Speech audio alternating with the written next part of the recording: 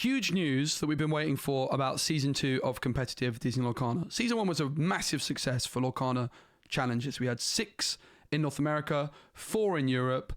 Great success. Okay, the delay after Worlds and having Worlds as a closed event was a shame, but everything else was brilliant. Absolutely outstanding. So we're expecting for Season 2 for things to come back bigger and better. Unfortunately, the overwhelming reaction from the community to the Lorcana Challenge announcements is that of disappointment. And we're going to talk about why that is. Thank you to the channel sponsor Card Market for sponsoring the video. We are also going to be looking at all the exciting announcements, such as the prize cards and the new formats. But let's just start off with the elephant in the room. The 3 DLCs in North America for 2025 and 2026 is Milwaukee, Richmond, and Indianapolis. And that is it. That's where the disappointment comes from. Nothing else but that. 3 DLCs in North America total across 2025, 2026. We had 6 in 2024 alone. Europe, Bologna, Belgium, Dortmund. And that is it. We go from 4 DLCs in Europe in 2024 to 3 across 2025, 2026. Crazy stuff. Now, the other thing that a lot of the North American community is upset about is the location choices of these 3.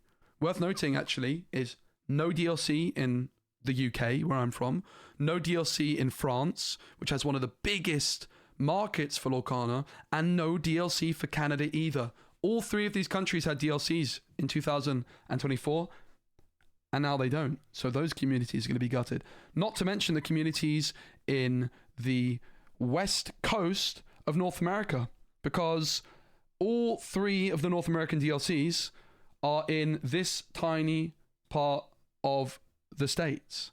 Milwaukee's here. Indianapolis, I think, is like here. Oh, it's here. Look at that. And Richmond's here. Zoom out. Like the North America, the United States, pretty big place. Don't know if you knew that, but it's rather large. It takes what, like 5-6 hours or something if you're on this west coast to fly to this part of the world. So like if you're a family of 4 in Seattle or in Montana or in Canada, you're probably not going to be able to go to a DLC until 2027 at the earliest. And I just think that's such a shame.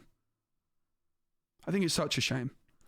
Now, the other thing that's worth mentioning about these DLCs is the spacing between them. One in October. Now, Milwaukee is happening about pretty much exactly 1 year since the last DLC in North America in Seattle.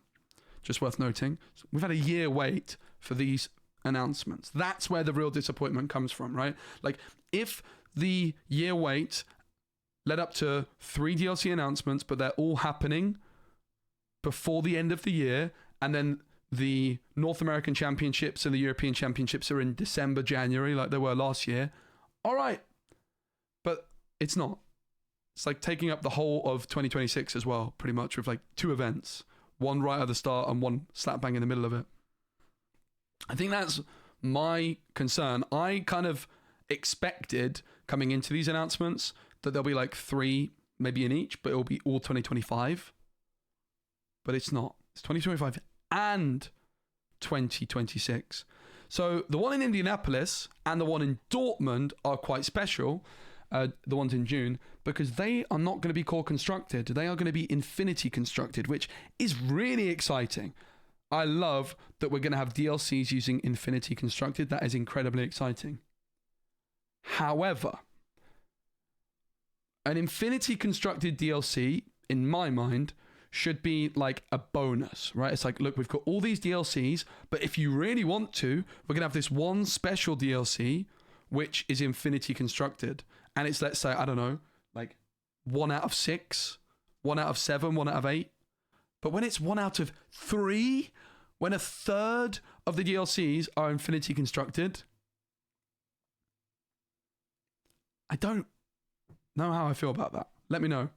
I don't want to be super negative. Look, it would be much easier for me in my position to just sort of stay quiet, give you the dates. I'm probably going to try and go to every single one of these DLCs. For me, it's exciting. I get to travel the world. I get to go to loads of really cool places. But that's just not the reality for your family of 4 of Disney Lorcana. And that's really the people this game are about, right? Trying to go to these big events. You just need one near you that you can go to. So the structure's changed, and we'll look at that in a moment. Let's look at the other DLCs announced across the world, because these are all positive. It's just North America and Europe where the big disappointment is going to be coming from. And it's just simply due to the sheer quantity of events and arguably the locations of them in the States as well. So 2 in Japan, Tokyo, and 1 to be decided. And there's going to be a Japanese championship in 2026. Brazil has 2, which is incredibly exciting. And China also has 3. September, January, April, May, and then their championship. So that's all amazing. Fantastic. Really excited to see Lorcana going more global. Great to see Brazil in the mix. The frustration simply comes from North America and Europe, which were like the existing markets. Bear in mind, like all these events in North America and Europe sold out. All of them previously. And yet we get less than we did before. Now, there is 12 rounds of Swiss in the new format, which is different. 12 rounds of Swiss would strongly suggest to me that there's going to be about 4,000 players at these. So I would strongly assume, I would be completely mind blown if these events are still 2,000 players, because they are going to sell out so quickly. So quickly. Which is great that the game's selling out DLCs. But yeah, to go from season 1 and then take a step back from season 2 when we've had this delay, there's no getting away from it. It's incredibly disappointing for the community. It just is. There's no way of sugarcoating it. However, I think all the other stuff surrounding it, let's try and be more positive now, because I'm really excited about the DLCs. It's just, that's the big elephant in the room, and there's no getting away from it. I would not be doing my job properly if I didn't share my honest opinions and share the sentiment of the community. So, deck rules. Challenges 1 and 2 is going to be core constructed. Challenge 3, that's the one in Dortmund and I think Indianapolis, was it? Yeah, are going to be infinity constructed, which would be interesting. Friday has side events. That's great. The one I went to in Seattle had side events on the Friday, and it was awesome. I loved that I got to play some side events on the Friday. Absolutely love that. So it's more like a 3-day event. That's huge. Big W. Again, I think all the announcements are great. It's just the quantity of the tournaments is the big disappointment. Saturday is 8 rounds of Swiss, best of 3, 60-minute rounds. No longer 2-game format. I know a lot of people are going to be happy about that. I personally like 2-game format, but whatever. I don't really mind that much. Day 3 on a Sunday is 4 rounds of Swiss, and then single elimination top 32. Also best of 3. And then the grand finals is going to be a best of 5, which I think is a great addition as well. So that's the new format. Let's look at some of the prizes. Very nice prizes. No surprises there. Awesome participation. Pegasus is getting reprinted. And big shout out to the artist on this one, because he's a friend of the channel, Kenneth Anderson. That is such a cool Pegasus. I want a playset immediately, and I will play with these. Pegasus is a very good card. We saw DKP using it in Worlds. And I think post-rotation, I would imagine a lot of the amethysts, like Chernobyls and Brooms, aren't going to be reprinted. And I think then, like, Pegasus becomes so much better. It's one of the best one-drops in the game. It's just like, when you're playing like an emeraldy aggro-y deck, you tend to pair it with amethyst, and then there's maybe not as much room for Pegasus. Great card. I think post-rotation, it becomes even more meta-relevant. Mulan, also a very good card. The problem with Mulan is Ruby Steel is not that good. Mulan is really replacing the Let It Go. I don't think it's going to be the most popular pick just because of like the competitiveness of this one. But if Ruby Steel, honestly, just if it gets a few more cards that are good, Ruby Steel could be very, very strong. I don't think it's a million miles away. It was one of the 2 ink color combinations not represented at Worlds. Every single ink pairing had a deck in the triple deck format at Worlds, apart from Ruby Steel and Ruby Emerald. Hopefully Mulan can change that. And I think top 128 was the Let It Go, and 5-round wins instead is much more achievable. That's going to be like the top. If it's a 4,000 player event, it'll be like the top half, right? Like more than half of the people playing will win a Mulan. I think that's really, really cool. It's like an extra prize for everyone to work towards. Even if you start off the day with 4 losses, you're like, well, I'm going to keep going because I want that Mulan. I think that's great. The Simba's also awesome for top 64. And then the top prizes. Top 32 is an Elsa Ice Maker promo. Not quite giving me the same excitement as Rapunzel, but I think that's just because of the competitive nature of the card. To be honest, like if this card saw more competitive play and was like a staple, I think we'd be a bit more excited about it. But like realistically, this is just a great collector's piece. No one's actually going to be playing with this Elsa, I'm fairly sure anyway.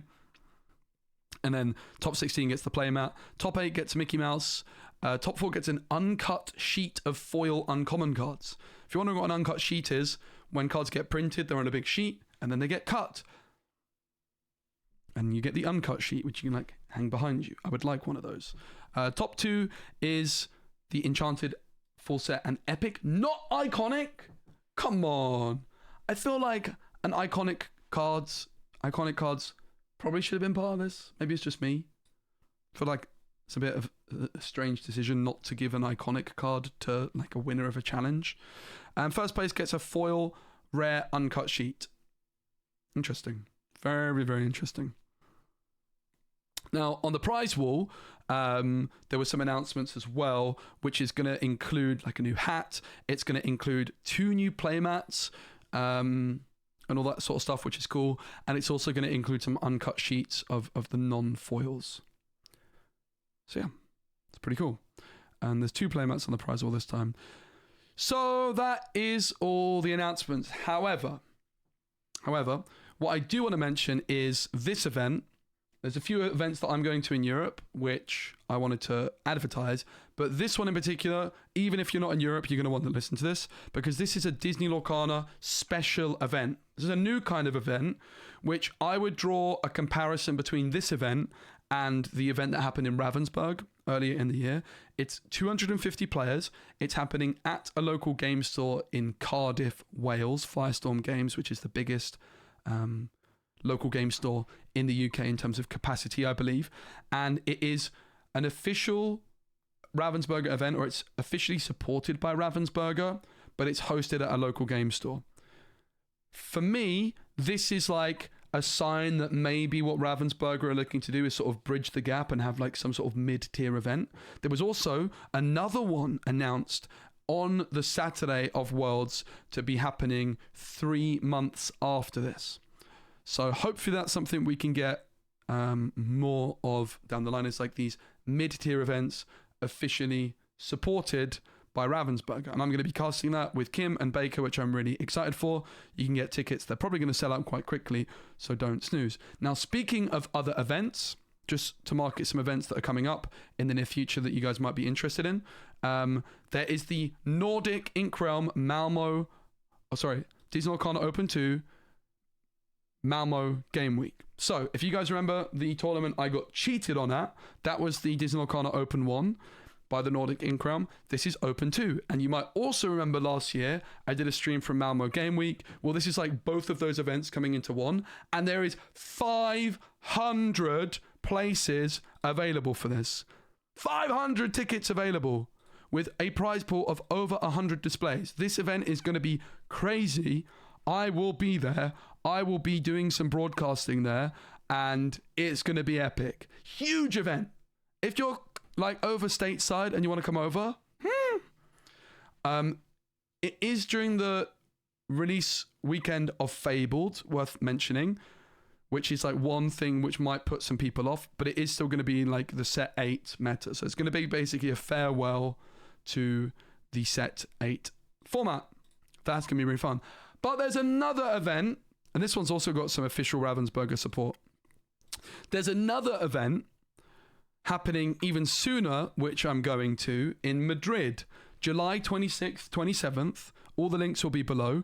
I'm going to be competing in this one, but I will be streaming it as well. 26th, 27th of July in Madrid. I'm coming to Spain. I've never played Lorcana in Spain. I'm really excited. And this also has up to 500 players. I think they've sold like 250, 300 at the moment, and I don't believe the prize pool increases depending on the amount of players. I don't think they're expecting to sell this one out, but if you want to come to Madrid, have yourself a little holiday weekend, I'll be there, and I'm really excited for that as well. So ultimately, while the DLC announcements I think are really disappointing, I think what Ravensburger is hopefully looking to do is have some more of these sort of like mid-tier events like the one in Wales, which has been confirmed to be a special event. So I'm really excited for the DLC season. I hope to go to literally, well, maybe not every challenge, but I hope to go to one in Japan, one in China, one in Brazil, maybe one in Australia, who knows. I would love to go to as many as possible, but this is not about me. This is about the family of 4 that doesn't have a DLC near them. This is about the Canadians, the French, the other members of the UK community that maybe don't have a passport, let's say, or can't afford to travel abroad. This is me speaking up for those people. So Ravensburger, I hope you hear this. I hope you hear the community feedback, and I hope you squeeze in a few more events. Because I'm excited for the DLC season very much, but I just feel really bad for the people that are feeling really disheartened because they cannot attend any events. Thanks so much for watching. I appreciate you all. Thanks again to the channel sponsor Card Market. See you all on some more, hopefully more positive videos very soon.